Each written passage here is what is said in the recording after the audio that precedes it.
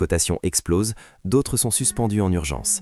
Lundi matin, l'Europe ouvre et l'argent touche 71,5 $. Le Bitcoin reste sous pression, l'or affiche 4400 $, presque 1200 $ en dessous de son record de la semaine précédente. Sur les plateformes de trading retail, c'est le chaos. Panne, position liquidée automatiquement, alerte en masse. 72 heures suffisent pour effacer les gains spectaculaires de janvier. Alors, pourquoi ce mouvement? Warsh n'a été peu l'étincelle. Les véritables acteurs, les leviers, les règles de marge et les positions massives des banques et fonds qui profitent des ventes forcées. Le Bitcoin, lui, n'est pas tombé parce qu'il est risqué, mais parce qu'il est devenu le distributeur de liquidités d'un système qui craque ailleurs. La leçon de ce crash est brutale. Ce n'est pas le narratif médiatique qui fait les prix à court terme, c'est la liquidité. Les marges et les positions à levier peuvent détruire un portefeuille en quelques heures. Même si vos convictions sont solides, si vous êtes liquidé avant d'avoir raison, vos gains disparaissent. Mais à moyen terme, le debasement trade reste intact. La dette américaine dépasse 36 000 milliards de dollars. Le déficit est massif. Warsh pourra bien être discipliné, mais la planche à billets reviendra.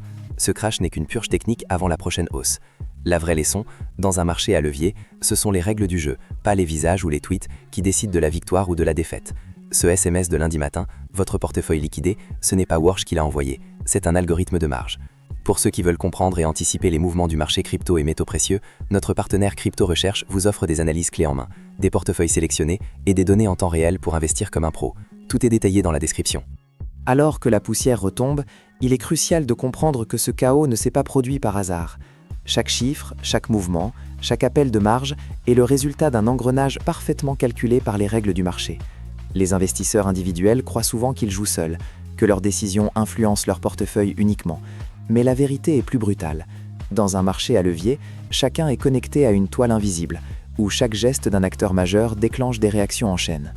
Pendant que vous essayez de reprendre vos esprits, le CME, les banques et les fonds d'investissement observent. Pour eux, chaque baisse est une opportunité. Chaque liquidation forcée est un moyen d'optimiser leur position.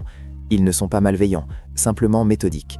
Le marché fonctionne comme un système automatisé, où la peur et la liquidité créent les oscillations les plus violentes. Regardons le Bitcoin. Beaucoup pensent que sa chute est liée à la peur des investisseurs ou à la perte de confiance dans la crypto. Mais non, ici, le Bitcoin